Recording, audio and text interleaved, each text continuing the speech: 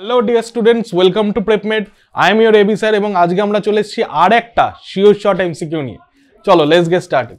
দেখো কি বলছে এখানে, which of the following statements are correct. দেখো কি কি কারেক্ট বলেছে।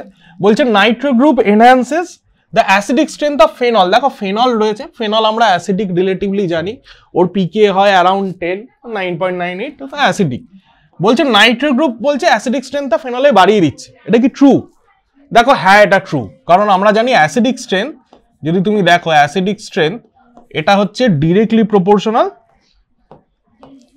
উইথ যত বেশি হচ্ছে তোমার ইলেকট্রন উইথড্রয়িং গ্রুপ থাকবে, ঠিক আছে? ইলেকট্রন উইথড্রয়িং গ্রুপ যত তোমার number of electron withdrawing groups increase করবে, অ্যাসিডিক স্ট্রেংথ তত ইনক্রিজ করবে। ওকে, তার মানে দেখো নাইট্রো গ্রুপ রয়েছে। এবার দেখো নাইট্রো গ্রুপ তো একটা ইলেকট্রন উইথড্রয়িং গ্রুপ, তাই না? খুব strong electron withdrawing group. Nitro গ্রুপের মধ্যে কি কি এফেক্ট রয়েছে? -I এফেক্ট রয়েছে এবং -R এফেক্ট রয়েছে। তো -I এবং -R এর জন্য কি হচ্ছে, অ্যাসিডিক স্ট্রেংথ কিন্তু ফেনলে ইনক্রিজ করছে। তার মানে this is a correct statement. Okay, very good. সেকেন্ডেরটা দেখো, সেকেন্ডেরটা বলছে cresols are more acidic than phenols. দেখো ক্রেসল বলতে ফেনলই, ফেনল একটা ডেরিভেটিভ। ফেনলের মধ্যে যদি মিথাইল গ্রুপ প্রেজেন্ট থাকে তাহলে তাকে আমরা ক্রেসল বলি। দেখো তাহলে ও স্ট্রাকচার কি হওয়া উচিত? ও স্ট্রাকচার হওয়া উচিত এইটা হচ্ছে ক্রেসল। দেখো ফেনল আছে এবং ফেনলের কোথাও একটা মিথাইল গ্রুপ রয়েছে, ঠিক আছে? কোথাও একটা তোমার মিথাইল গ্রুপ রয়েছে, এটা তোমার হচ্ছে ক্রেসল। এবার দেখো সেটা অর্থ হোক, মেটা হোক, প্যারা হোক, ওরা কিন্তু মেনশন করেনি, দরকারও নেই মেনশন করা।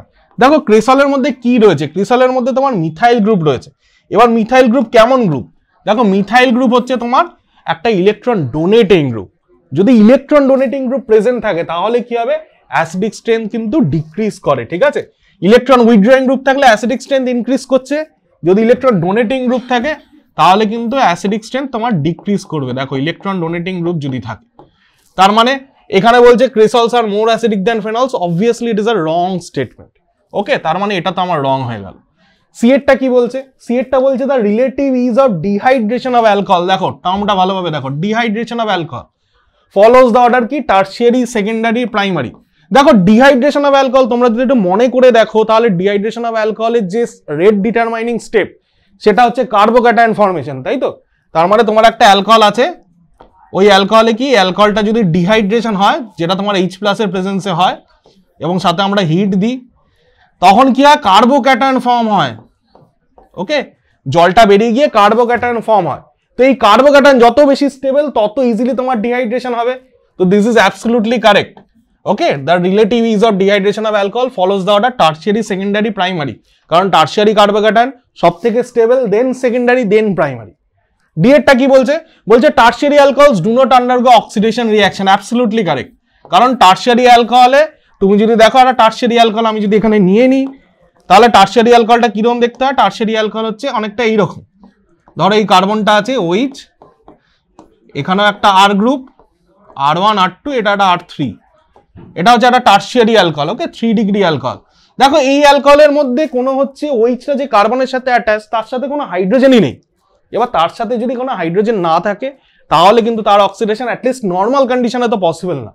ওকে, তো tertiary alcohols do not undergo oxidation reaction. Absolutely correct. ফিফথেরটা কি বলছে? দেখো ফিফথেরটা বলছে হচ্ছে alcohols are very versatile compound.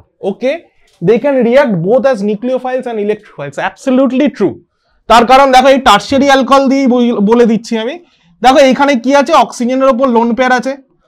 তো অক্সিজেনের লোন পেয়ার থাকার জন্য কি হচ্ছে, অ্যালকোহল গ্রুপটা নিউক্লিওফাইলের রোল প্লে করতে পারছে এই OH গ্রুপটার জন্য। তার মানে ওটা নিউক্লিওফাইলের রোল প্লে করছে, কারেক্ট। ইলেকট্রোফাইলস, হ্যাঁ ইলেকট্রোফাইলের রোলও প্লে করছে। কিভাবে?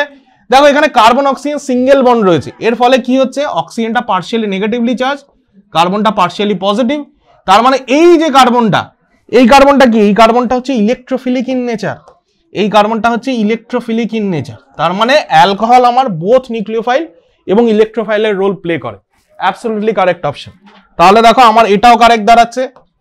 তাহলে আমার কি কি কারেক্ট অপশন? দেখো A correct, C correct, D correct, T correct. তো A, C, D, E correct option হবে আমার অপশন A বা অপশন 1। ওকে, আশা করি তোমরা বুঝতে পেরেছো। এবং এইবারে এই NEET 2025 এর জন্য এই অ্যালকোহলের কোয়েশ্চেন, ফেনলের কোয়েশ্চেন কিন্তু খুবই ইম্পর্টেন্ট। ওকে, তাহলে আবার নেক্সট তোমাদের শিওর শর্ট কোয়েশ্চেনে তোমাদের সাথে দেখা হচ্ছে। Thank you for watching.